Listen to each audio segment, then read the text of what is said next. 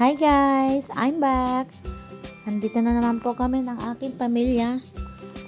Mahilig po kasi kaming mamasyal. So, dito kami ngayon ulit sa malapit sa Mount Fuji. So, bago pumasok, kailangan muna magbayad ng entrance fee. Mga 500 yen or 250 pesos sa peso. At ito na nga, manghang-mangha kami. Super ganda pala dito.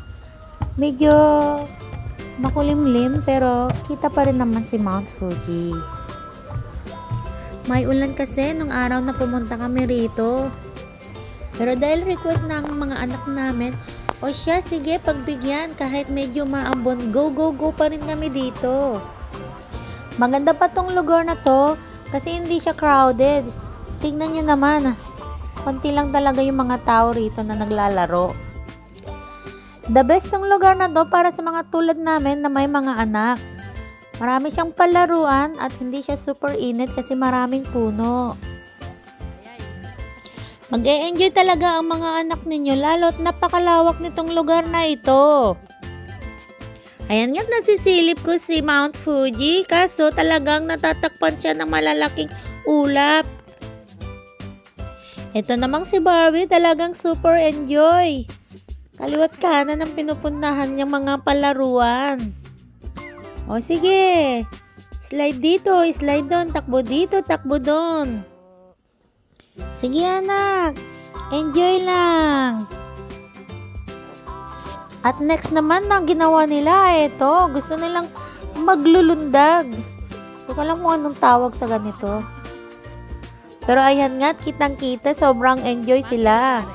Parang gusto ko na nga ring sumali eh.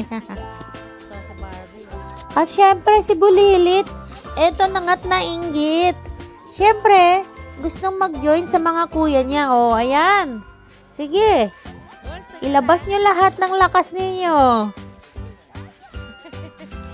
Nakaka-happy talaga pag makikita mong mga anak mo ay enjoy na enjoy.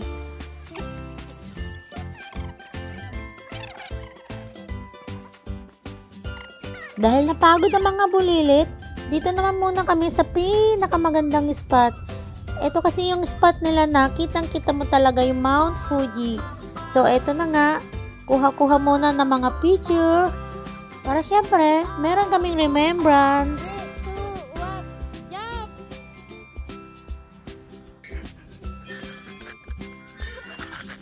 Laro muna kami ni Dada. Pahinga pala. Dahil nga sobrang nakakapagod dahil ang luwang-luwang ng lugar nito. So, ang ginawa namin, ito, duyan-duyan na lang muna kami. Ang hirap talaga pag tumatanda na. Madaling mapagod.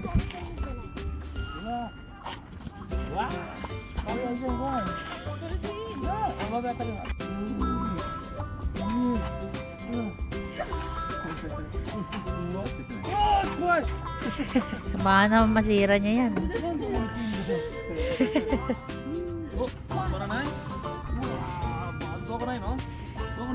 Kakehogete. Mas lula pa yung tatay eh. Ano ba yan? Ayan, di ba? Mas takot pa siya.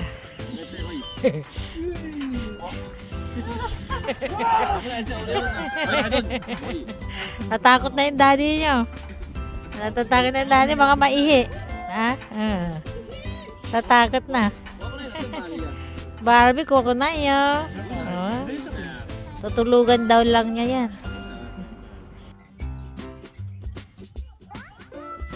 Itong mga anak ko, parang walang kapaguran. Sige ba rin ng laro? Sige, busin nyo ang lakas ninyo. At ito naman, sumunod naman pinuntahan ay ang table tennis. Libre lang din ito. Kasama na rin ito sa binayaran namin sa entrance. At nang magsawa nga sa table tennis, eto ulit kami. Naglibot-libot at marami pang dito pwedeng laruan ng mga bata.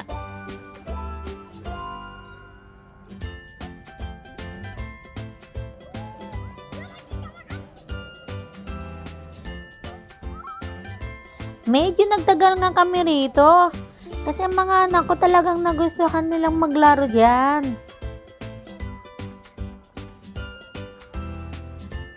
At ito na nga, pati na rin si Dada. Di na rin nakapagpigil. Nakilaro na rin sa kanyang mga anak. Ingat lang ha, baka mapiktal yan.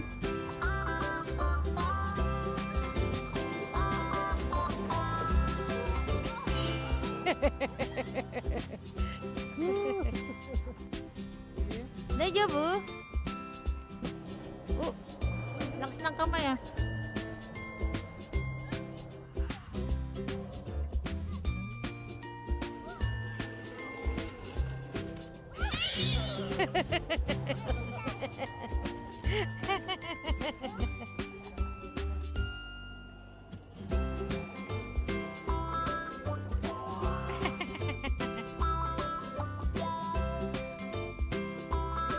Ang haba ng mga slidean dito. Pero ang mga anak ko, sige pa rin. Talagang hindi sila nalulula. Gusto ko sanang subukan pero hindi talaga kaya ng powers ko. Medyo malulain po.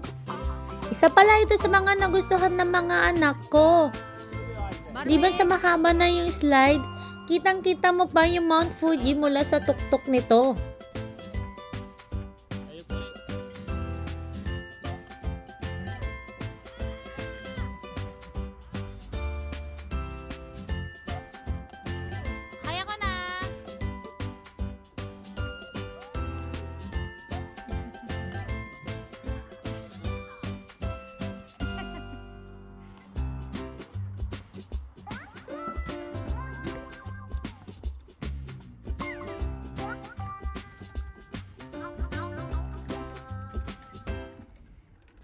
Maganda rin talaga pag naglalaro mo sila ng mga ganito. Kasi nakakadagdag lakas sa kanilang braso at mga binti. Mag-ingat-ingat lang kasi gaya nito si Kuya. Nagkamali daw siya at siya'y nalaglag. Lumipat nga siya at dito na lang daw siya.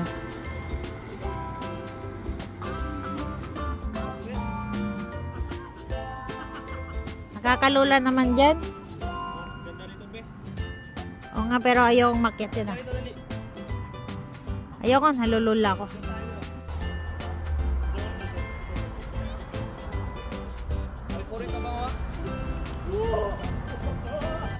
Mukha lang siyang mababa kung dito sa video mo titignan. Pero pag makita mo to sa personal, mataas na mataas siya.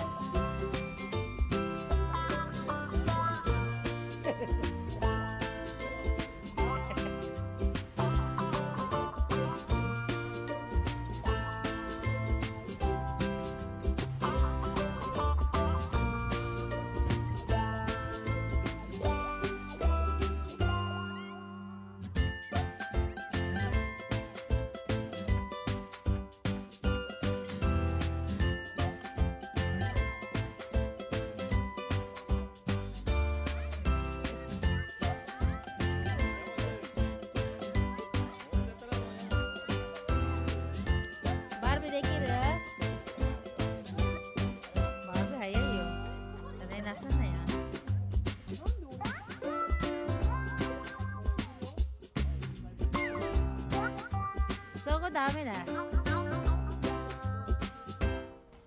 Lumabas na siya. At dahil nga umaraw bago kami umuwi, eto nga at kitang-kita na ang Mount Fuji. Di Hindi na siya natatakpan ng mga ulap gaya kanina. So, salamat naman, Mount Fuji, na pakita ka sa amin bago umuwi. Hindi ka talaga nakakasawang tignan kahit ilang beses ka na namin nakikita. Hanggang sa muli! So, please subscribe po sa aming YouTube channel at pa-follow na rin po sa aming FB page.